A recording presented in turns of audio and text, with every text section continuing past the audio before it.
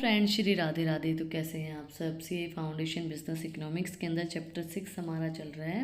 Last topic हमारी आज की वीडियो के अंदर काइनेसन थ्योरी ऑफ नेशनल इनकम, जो डिटरमाइन करती है नेशनल इनकम को काइनेसन थ्योरी के अकॉर्डिंगली। तो जो पिछली जो हमारी वीडियो थी उसके अंदर हमने कंप्लीट किया था use of national income accounting. तो अगर आपने वो वीडियो नहीं देखी है तो जो उसका लिंक है वो डिस्क्रिप्शन में है, आप लोग जाके चेक कर सकते हैं। आज हम कवर करेंगे Keynesian theory to determining national income. Keynesian theory states that the national income is determined by introduction of aggregate demand and aggregate supply। National income हमने पिछले वीडियो के अंदर पूरा समझा, पिछले वीडियोस के अंदर कि क्या होती है, किस तरीके से डिटरमाइन की जाती है, क्या चीज़ें होती हैं। बट काइनेसन थ्योरी के अकॉर्डिंगली नेशनल इनकम डिटरमाइन की जाती है एग्रीगेट डिमांड और एग्रीगेट सप्लाई के अकॉर्डिंगली। इक्विलिब्रियम कब होगा? जब एडी इक्वल होगी एएस के, मतलब एग्रीगेट डिमांड जब एग्रीगेट सप्लाई के इक्वल होगा तो इक्विलिब्रियम पॉइंट होगा।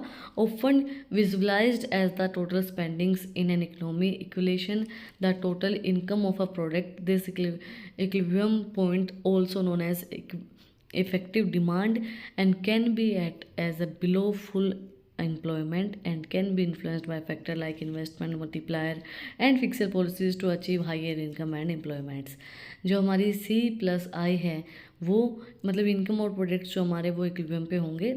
इसके की कंपोनेंट्स हम और अच्छे से समझते हैं। सबसे पहले aggregate demand, the total amount of spending in economy by household, जो टोटल स्पेंडिंग है इकोनॉमी के अंदर हाउस होल्ड की, मतलब consumer C plus business investment I in more complex model government spending मतलब G and net exports are also included.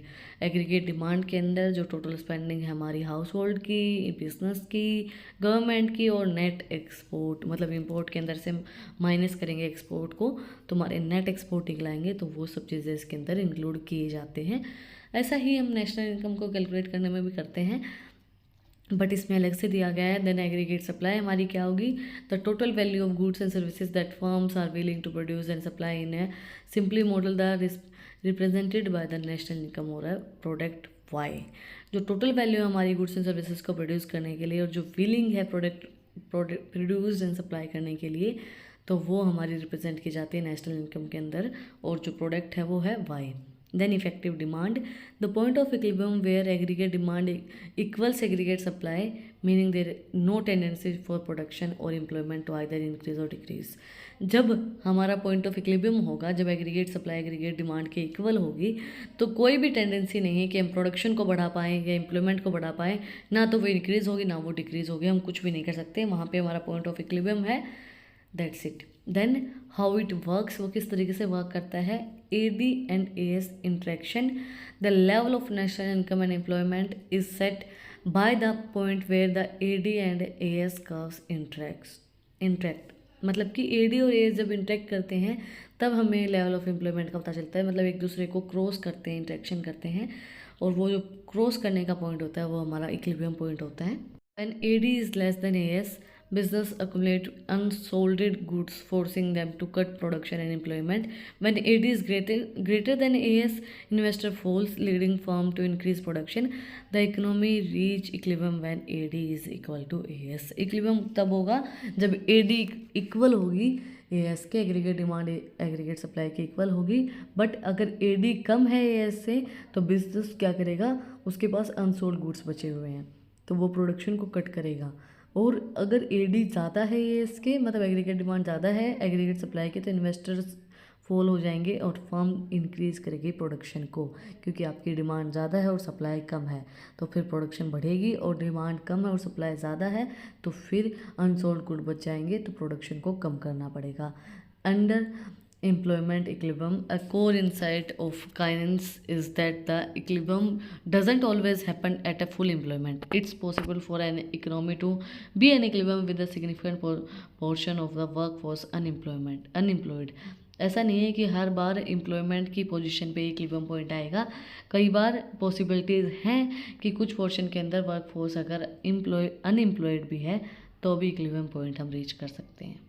The role of investment and multipliers, investment और multipliers का क्या role रहेगा? Investment, Keynes agreed that investment decisions are critical for determining aggregate demand and thus national income.